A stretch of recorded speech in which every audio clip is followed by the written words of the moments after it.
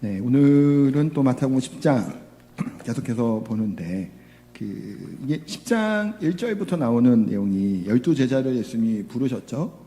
부르고 파송하시고 그 과정이 이제 지난 시간 쭉 이렇게 보고, 오늘 사실 16절 얘기도 그렇게 이 땅 가운데 제자들을 보내시는 가운데 이게 쉽지 않은 이 세상의 삶에 대해서 이제 말씀을 하고 계세요. 뭐라고 얘기하시나요? 내가 너희를 보냄이 양을 이리 가운데 보낸 것 같다라고 얘기를 합니다. 지금 제자들을 파송하시면서 양을, 그러니까 제자들이 양이죠, 이리 같은 이 세상으로 보내는 것 같다라고 얘기하세요. 하나님의 사람들은 어떤 사람들인가요? 이게 우리 삶 가운데 살아가면서 선한 영향력을 끼쳐야 될 사람이에요, 우리는. 그래서 우리가 뭐 수도원에 들어가서 우리끼리만 있지 않잖아요. 예배드리고 여기만 머물러 있는 게 아니라 우리의 삶 가운데, 우리의 터전 가운데 들어가 살게 됩니다. 거기서 우리가 어떤 역할을 하나요? 가루 섬 아래 서 있는 누룩과 같은, 때로는 그 일들을 하는 것이 우리들이죠. 세상에 속해 있지만 세상과는 격리되거나 세상에 따라가도 안 되고 세상을 변화시키는 일 가운데 우리가 사용되어질 그런 주역이 되는 사람이 됨을 이제 말씀하고 있어요. 근데 지금 16절 얘기처럼 보라, 내가 너희를 보냄이 양이 이리 가운데 보낸 것 같도다. 그러므로 너희는 뱀같이 지혜롭고 비둘기같이 순결하라. 예수님이 제자들을 부르시고 하면서 우리 지난주에 능력을 주셨잖아요. 병 고치는 능력, 귀신을 쫓아내는 능력을 주셔서 그 일들을 하게끔 하셨어요. 하나님 나라를 전하게. 그런데 그런 능력 가운데 하나님 나라를 전하게 하셨는데 여전히 이 제자들이 가야 될 그곳, 아니면 우리가 살아가야 될 이곳은 이리들이 우글우글하는 그 세상 가운데 우리가 보냄을 받았다라는 거예요. 양이 이리들한테 가면 살아남을 수가 있나요? 없죠, 사실은. 잡아먹힐 수밖에 없고 괴롭힘을 당할 수밖에 없다라는 거예요. 일단 예수님이 가서 죽으라고 이렇게 보내시는 건 아니죠. 그만큼 제자들이 가야 될 그 세상이, 우리가 살아야 될 그 세상이 쉽지 않은 세상 우리가 살아간다라는 겁니다. 우리가 예수님을 믿으면 크게 변하는 게 있어요. 우리의 본성과도 같은 이 습성, 성품, 그게 막 변하기 시작을 하잖아요. 이전에는 막 다투고 경쟁하고 막 해서 어떻게든지 밟고 올라가고 이겨야 되겠다 생각했다가, 이제는 이 야성적인 이런 본성을 막 죽여가고 하나님을 이제 온전히 믿고, 또 그러면 우리의 삶이 다툼과 막 그런 걸로 하지 않고 오히려 온유한 마음으로, 온순한 모습으로 우리가 살아간단 말이에요. 우리 기질이 예수님을 따르고 예수님을 믿음으로 말미암아 바뀌고 있고 바뀌어지고 있단 말이에요. 그러고 있죠. 그러고 계신 걸로 믿습니다. 바뀌어져 가는 거예요. 이전의 습성과 이성의 야성적인 그런 것들, 흥폭한 그런 것들이 예수님을 내가 믿으면 믿을수록 점점 더 예수님처럼 온유해지고 겸손해지고, 또 말을 믿게 하는 게 아니라 오히려 들을 수 있는 그런 마음을 갖게 되는 게로 우리가 변해져 간단 말이에요.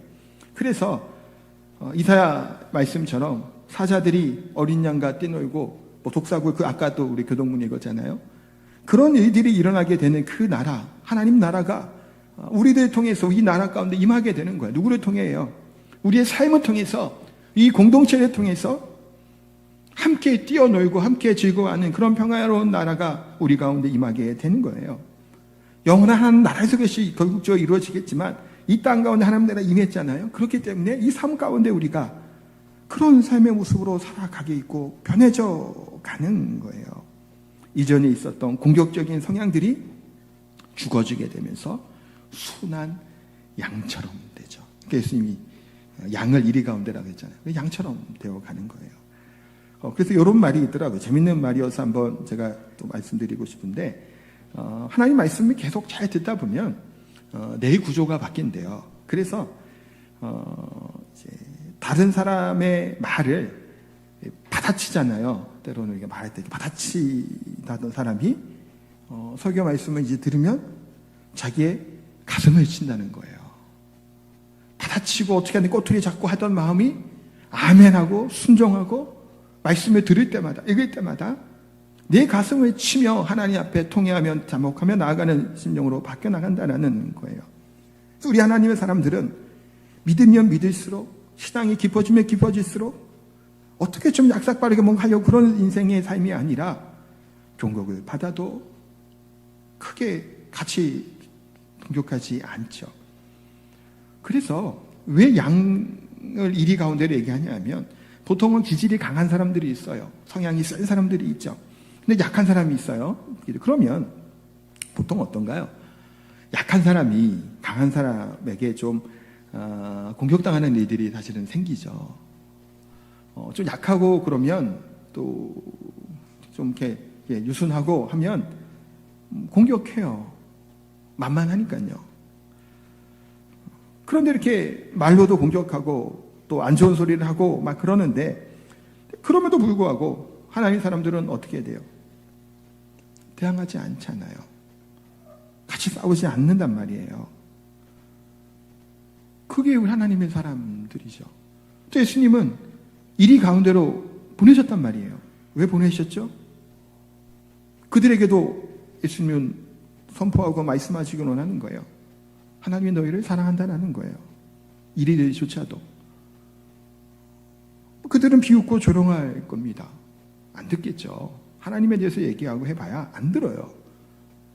들을 게 있는 자가 듣죠. 그런데 그렇게 우리들의 삶을 통해서, 우리들의 선포를 통해서, 우리의 전도를 통해서 들을 게 있는 자는 듣게 돼요. 그 사람 중에 하나가 누구였을까요? 스데반 집사님이 돌에 맞아 죽었죠. 수많은 유대인들이 이리처럼 맹수처럼 으르렁거리고 돌로 쳐 죽였단 말이에요. 그 중에 한 사람이 누구예요? 바울이에요. 이 바울이 변화되어 위대한 하나님의 사도가 되었죠. 우리가 때로는 어떤 존재예요? 이리와 같은, 난폭한 이 자와 같은 이런 사람이었다라는 거예요. 우리 또한 발톱이 있었고 날카로운 이가 있었죠. 누구든지 덤벼들려고 하면 이를 드러내고 싸우려고 하고 으르렁거렸던 것이 우리의 옛 습성이라는 거예요. 예수님의 믿음으로 말미암아 날카로운 이가, 발톱이 무뎌지는 거예요. 그런 변화를 우리가 일으키게 되는 거죠. 다른 사람과 싸우려고 하지 않고, 또 그 싸우려고 했던 기질과 생각들이 점점 어떻게 되어 가는 거예요? 다투지가 않는 거예요. 싸우려고 할 마음도 갖지 않는 거예요. 보통 그래서 말도 그렇게 좋은 말을 쓰게 되죠. 집에서 이제 부부싸움을 하든 아니면 뭐 누구랑 싸우고 말다툼을 하게 되면 보통 어떤 말을 쓰나요? 막 화가 났어요. 이 신랑이, 남편이 되게 막 꼴보기 싫어요. 막 그러면 신랑에 대해서 좋은 말을 해요? 아니면 좀 비수를 탁 꽂을 것 같은 좀 상처받을 만한 말을 막 골라서 이렇게 막 하나요?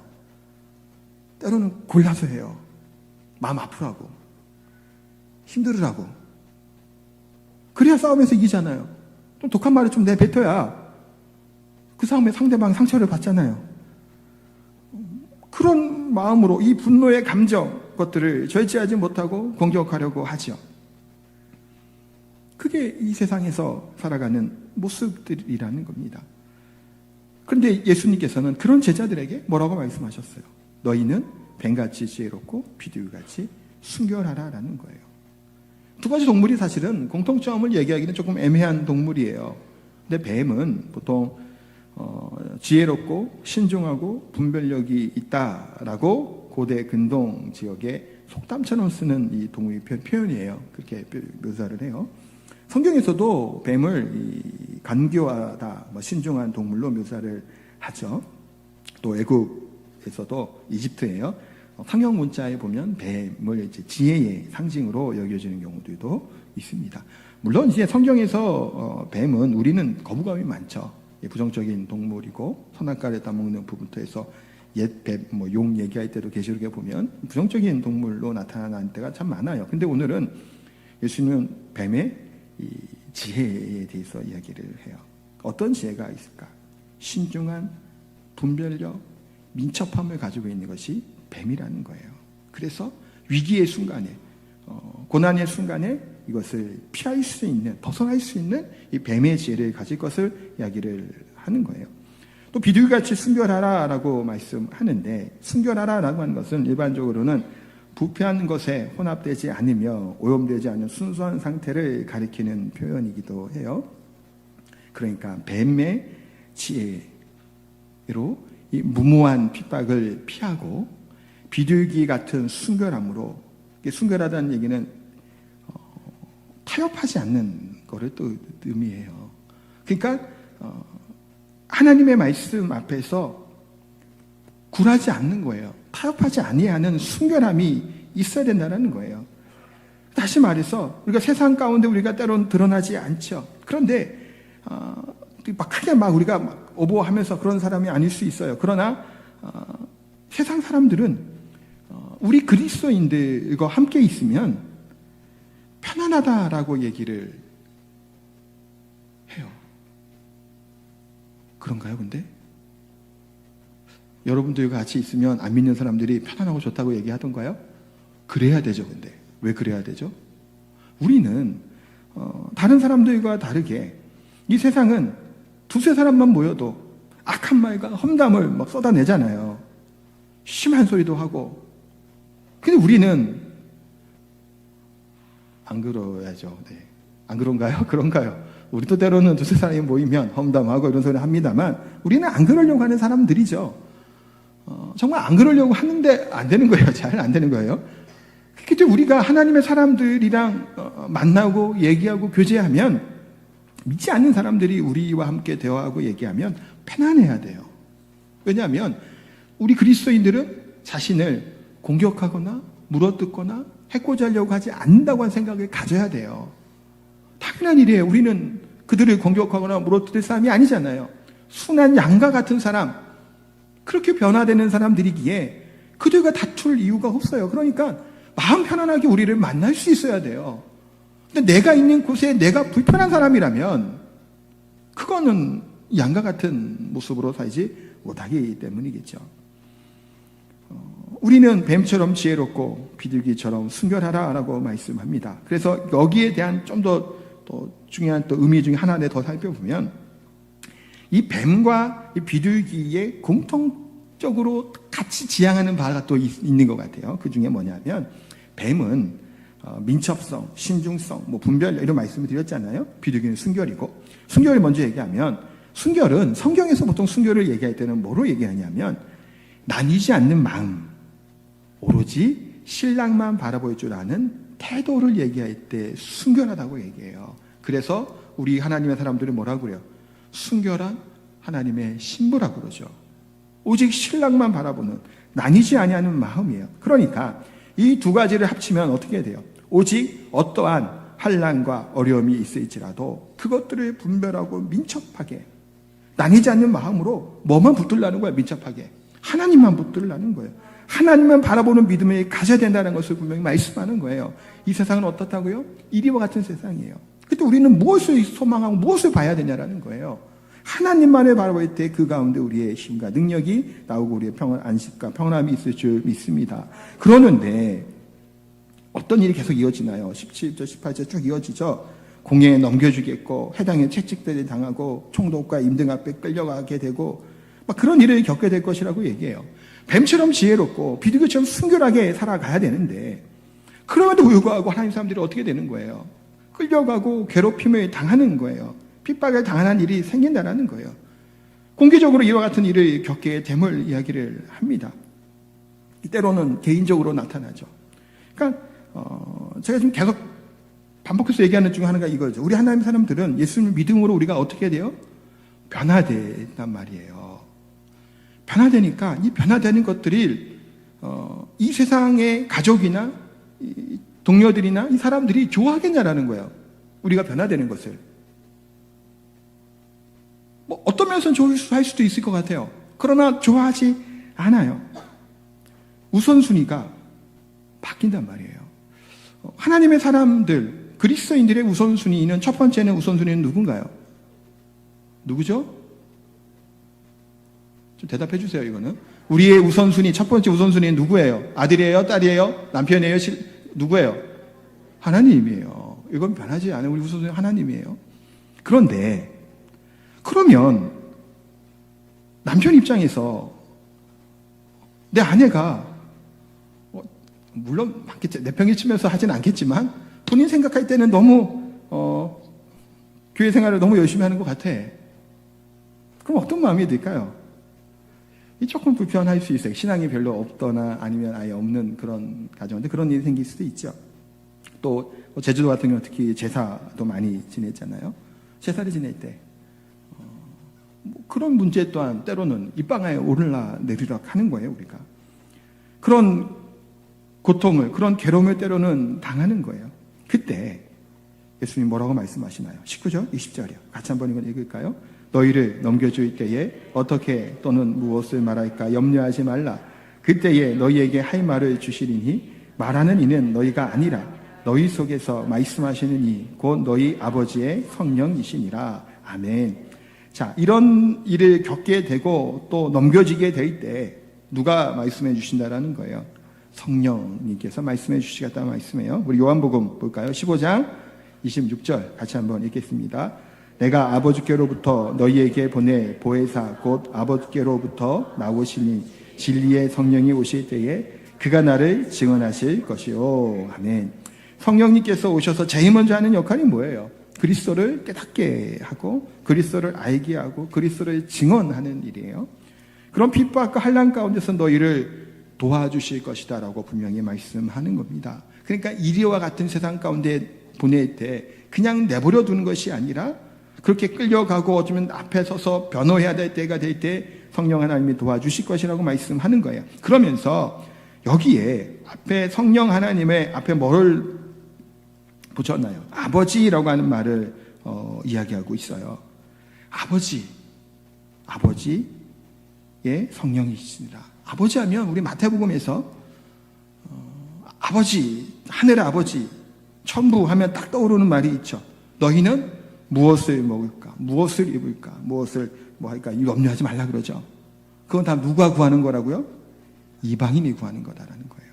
참 이방인과 우리의 차이점이 뭘까요? 우리 이방인이 아니에요. 어떤 면에서 이방인이 아니냐 하면 혈통적인 것을 얘기하고 있는 게 아니에요. 이방인은 자기의 인생을 자기가 책임지는 자들이에요. 그러니까 내 인생을 내가 책임지기 위해서 무엇을 먹을까, 무엇을 입을까, 무엇을 할까를 염려하는 거예요. 내 거 내가 해야 되니까요. 그 이방인들이 구하는 거라는 거예요. 근데 우리 하나님의 사람들은 뭐예요? 아버지께서 모든 것을 아신다라는 것을 분명히 말씀합니다. 하나님 아버지께서 필요를 아시고 자식의 길을 동행해 주시고 자식들의 상황을 살펴주시는 분이시죠. 우리도 부모가 되어보고 또 자녀가 되어 살면서 뭘 느끼나요? 항상 부모들은 자녀들이 미처 살피지 못하는 것, 앞으로 일어날 일들에 대해서 뭐 하고 있죠? 준비하고 때로는 계획해주고 또 그것을 알려주기도 해요. 그래서 어떤 경우는 항상 부모들은 걱정, 근심이 끊이지 않아요. 자식들 생각할 때마다 앞으로 어떻게 될 거 생각하면 또 이렇게 해야 될 텐데 그 다음엔 또 뭐 해야 될 텐데 또 애 낳으면 또 이러가 결혼하면 뭐 이게 끊이지 않잖아요. 왜 그런 거예요, 그게? 아버지고 부모니까 그런 거죠. 부모 마음이 그런 거예요. 하늘 아버지께서도 그것을 살펴주시는 거예요. 우리의 길을, 필요를 다 아시죠. 하나님이 뭐가 되시기 때문에 우리의 아버지가 되시기 때문이에요. 그러니까 뭐 하라고요? 염려하지 말라고요. 걱정하지 말라고요. 옆에 분과 한번 이렇게 고백할까요? 염려하지 마시기 바랍니다. 염려하지 마시기 바랍니다. 네, 염려하지 마시기 바라요. 근데 염려를 너무 많이 해요, 우리가. 신방 다니다 보면 또 얘기 듣잖아요. 얘기 듣다 보면, 앞으로 되지 않는 일이 갖고 걱정하는 분들도 있어요. 네, 아직 안 됐거든요. 10년, 5년 후에 어떻게 알아요? 그게 뭔 일이 생길지. 근데 이미 걱정이 돼요. 그러니까 물론 염려는 돼요. 근데 이 염려라고 하는 말이 의미가 뭐냐 하면 나뉘지 않는 마음이에요. 잘 기억하세요. 나뉜다라고 하는 것이 염려예요. 그러니까 염려하지 않는 것은 나뉘지 않는 마음을 염려하지 않는다라는 거예요. 그러니까 그게 뭔 얘기냐면 우리의 마음이 나뉘게 될 때 우리는 염려를 해요. 그래서 하나님만을 보고 하나님을 생각하면 염려가 없잖아요. 아무것도 염려하지 말라. 오직 모든 일에 기도와 간구로 이끌어서 하나님께 아뢰라. 그래야 모든 평강이 되는 하나님 평강이 너희 마음과 생각을 지키시겠다고 말씀하시잖아요. 뭘 지켜요? 마음과 생각을 지키는 거예요. 염려는 나뉘잖아요. 나뉘지 말라고. 오직 하나님만을 바라보고 간구하고 기도하면 우리의 마음을 나뉘지 않게 하시겠다고 빌립보서에 말씀하시는 거예요. 그러니까 우리가 때로는 다른 대안을 너무 찾아요. 물론 우리가 뭐 사업을 하든 인생을 살아갈 때 이 일이 아니면 다른 거 뭐 할까 다른 생각 안 할 수는 없겠죠. 근데 여기서 얘기하는 다른 대안이라고 하는 것은 우리가 그 하나님 안에서 우리가 할 수 있는 부분이 물론 있어요. 이렇게 나누고 있겠지만 결국에는 그 중심에 이 큰 틀에는 뭘 하고 있는 거예요. 온전히 하나님을 신뢰함으로 바라보는 이 믿음 가운데 있으면서 그러면서 뭐라고 해야 될까요? 이 경우의 수를 생각할 수는 있겠죠. 근데 대안은 누구밖에 없는 거예요. 하나님밖에 없는 거예요. 때로는 이것이 우리에게 자꾸 마음이 나뉘어져요. 그러니까 끊임없이 뭐 하게 돼요? 염려하고 걱정해요. 이번 주 야곱 제가 창세기 새벽 얘기 자꾸 하는데 저도 창세기 말씀이 너무 은혜가 돼요. 제가 설교하면서도 그래갖고 자꾸 주일날도 이렇게 얘기하는데 그렇게 기도하고 함에도 불구하고 여전히 염려하는 야곱의 모습을 봐요.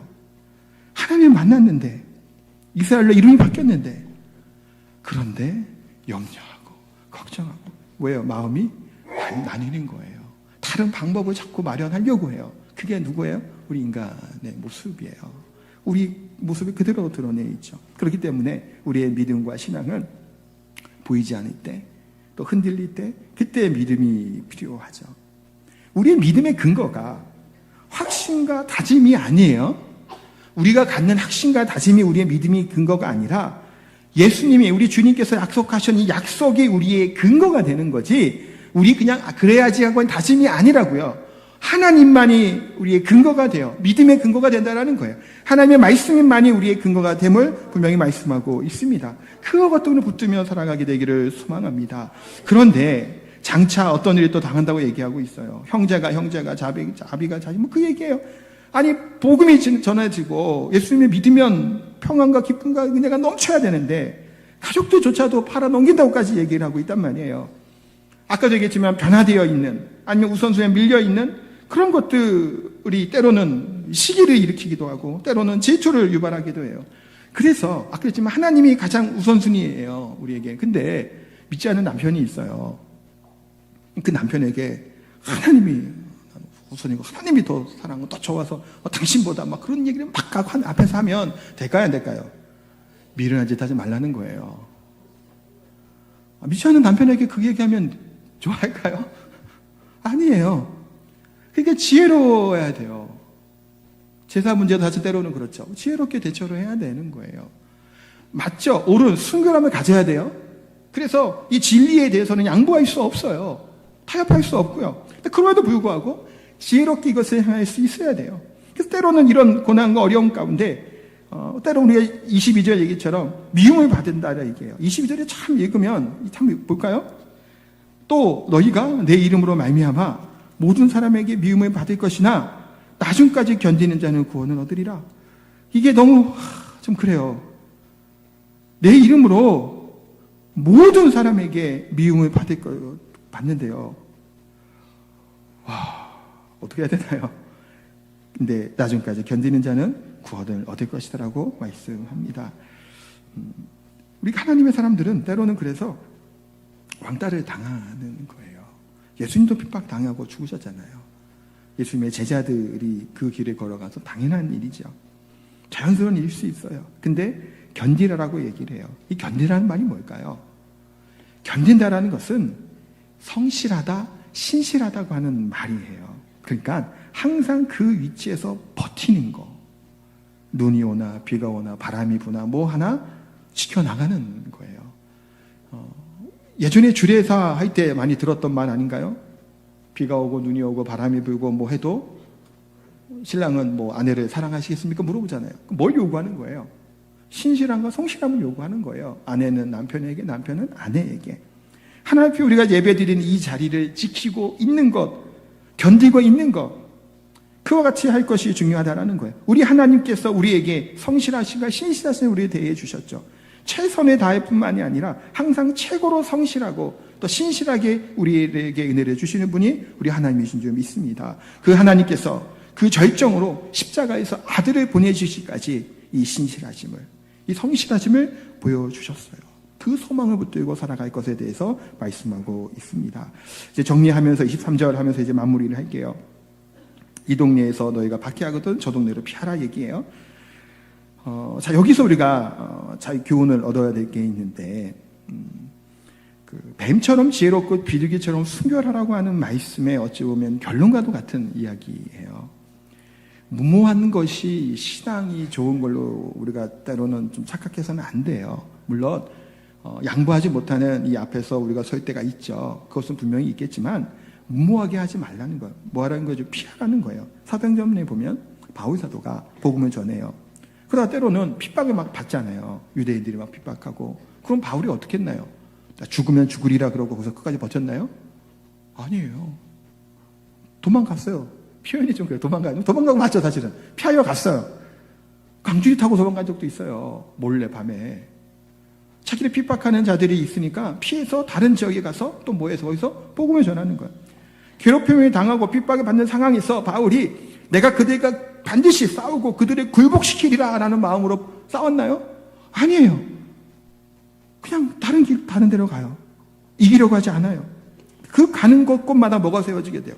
교회가 세워지게 된 거예요. 사도행전에 또한 스데반 집사님의 순교한 현장이 있었죠. 그때 유대인들의 핍박 가운데 예루살렘 교회 성도들이 흩어지게 돼요. 흩어져서 뭐 했나요? 복음을 전했죠.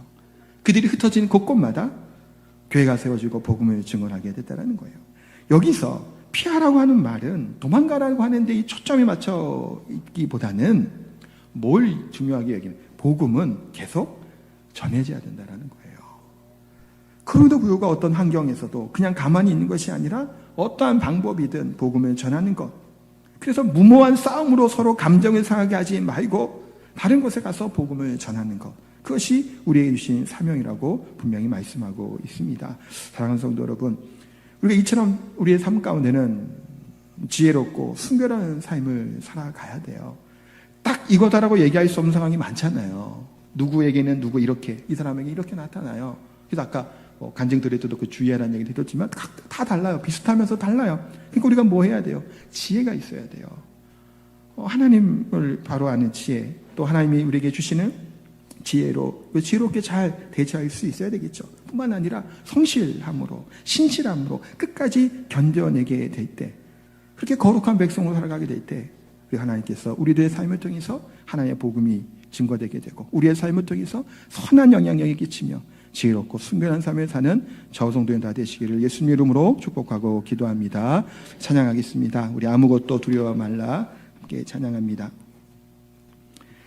때론 우리의 삶이 두렵고 떨리는 이리와 같은 길을 걸어가죠.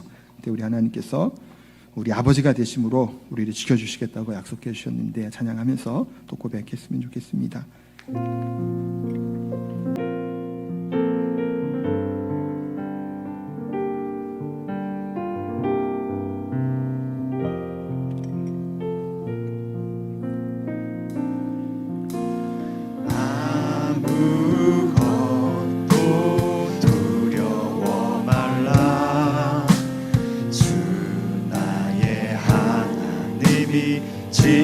지켜주시네. 놀라지 마라, 겁내지 마라. 주님 나를 지켜주시네. 다시 한번 아무것도 두려워 말라. 아무것도 두려워 말라. 주 나의 하나님이 지켜주시네. 놀라지 마라, 겁내지 마라. 주님 나를 지켜주시네. 내 맘이 힘에 겨워 지칠지라도 주님 나를 지켜주시네. 세상의 험한 풍파 몰아칠 때도 주님 나를 지켜주시네.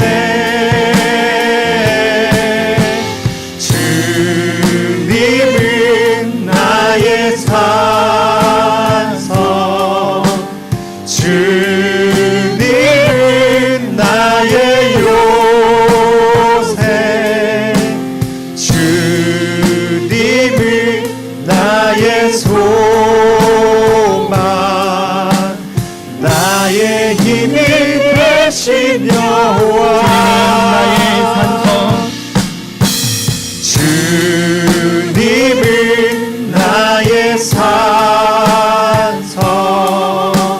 주님은 나의 요새, 주님은 나의 소망, 나의 힘이 되신 여호와. 같이 한번 기도하겠습니다. 예수님께서 제자들을 보냄이 이리 가운데 양을 보내는 것 같다고 말씀하셨습니다. 이 세상은 이리와 같은 서로를 물어뜯고 잡아먹으려 하는 이 세상인 줄 압니다. 그런데 우리는 하나님으로 말미암아, 우리 주 예수님으로 말미암아 양과 같이 되었고 또 그렇게 되어가는 것이기 때문에 그들과 다투거나 싸우거나 그들을 잡아먹으려 하지 않는 사람인 줄 알아. 그렇게 살아가는 게 얼마나 힘드냐라는 거예요.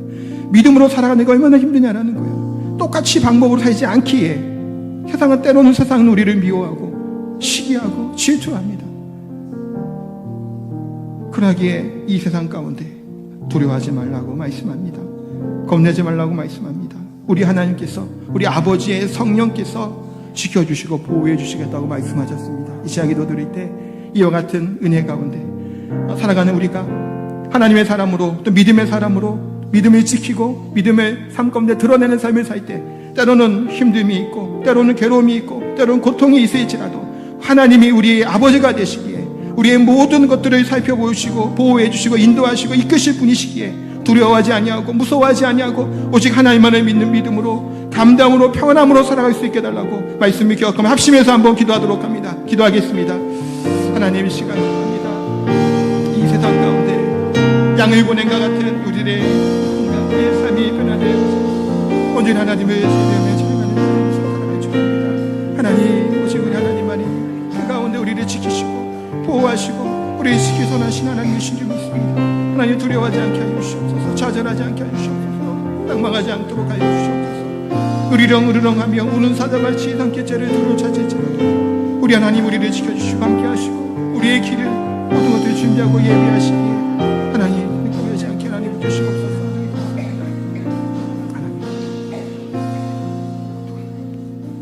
거룩하고 존귀하신 하나님, 하나님께서 우리를 하나님의 자녀 삼아주시고 또 우리를 지키시고 성실하심과 진실하심으로 우리를 사랑해 주시고 지금까지 보호해 주시고 예수 그리스도의 십자가에 내주시기까지 우리를 성실하심과 신실하심으로 사랑하신 그 은혜에 너무나도 감사를 드립니다. 우리를 부르신 이 하나님의 부르심 앞에 이 땅 가운데 우리가 양과 같은 모습으로 살아가야 될 줄 압니다. 이리와 같은 똑같은 모습으로 사는 게 아니라 거룩한 하나님의 백성으로 순결함을 유지하며 살아가야 될 줄 압니다. 쉽지 않은 인생이고 쉽지 않은 삶인 줄 또 저희가 살아가면서 우리가 그것을 깨닫게 됩니다. 우리의 힘과 우리의 능력으로 가는 것이 아닌 줄 아오니 성령 하나님께서 우리의 마음을 바꾸어 주시고 변화시켜 주시고 우리를 지켜 보호하여 주셔서 넉넉히 이기며 승리하는 삶 살게 하여 주옵소서. 하나님 안에 오직 소망이 되시고 기쁨이 되신 사실을 잊지 않고 살아가는 복된 저희들이 다 되게 하여 주옵소서. 또한 귀한 예물 감사의 마음을 담아 하나님께 올려드립니다. 귀한 예물 하나님이 기뻐 받아주시고 예물만이 아니라 우리의 시간을 하나님께 드리게 하여 주시고 우리의 삶을 하나님께 드리게 하여 주시고 우리의 모든 것들을 하나님께 드릴 수 있는 가장 중요한 우선순위를 하나님께 맞출 수 있는 우리의 삶이 다 될 수 있도록 은혜 베풀어 주옵소서. 우리 물질의 어려움으로 힘들어하는 우리 성도들도 많이 있습니다. 하나님, 모든 이 어려움을, 이 힘듦을, 괴로움을, 고통을 하나님이 다 하시오니 하나님, 물질의 복도 더하여 주시고 풍족하게 해주심으로 고단하지 않도록, 힘들지 않도록 하나님께서 은혜 주시고 함께하여 주시고, 그 고단한 일생의 여정 가운데서도 우리 주 예수 그리스도로 말미암아 참된 평안과 기쁨을 누리며 살아가는 복된 우리 성도들 다 되게 하여 주옵소서. 또한 육신의 질병으로, 또 마음이 상함으로, 연로함으로 말미암아 예전 같지 않은 그런 컨디션과 몸 가운데 있는 성도도 참 많습니다. 예수 그리스도의 보혈로 깨끗하게 취하여 주옵소서. 나음을 있게 하여 주옵소서. 상함이 고쳐지게 하여 주옵소서. 건강한 모습으로 하나님을 예배하며 기뻐하는 우리 성도들 되게 하여 주옵소서. 우리 사랑하는 어르신들 또한 하나님이 연로한 이때에 건강해지지 않도록 붙들어 주시고, 주님 부르시는 그날까지 오직 하나님만을 온전하게 예배하며 건강하게 살아가실 수 있도록 하나님 붙드시고 함께하여 주옵소서. 감사드립니다. 예수님 이름으로 기도하옵나이다. 아멘.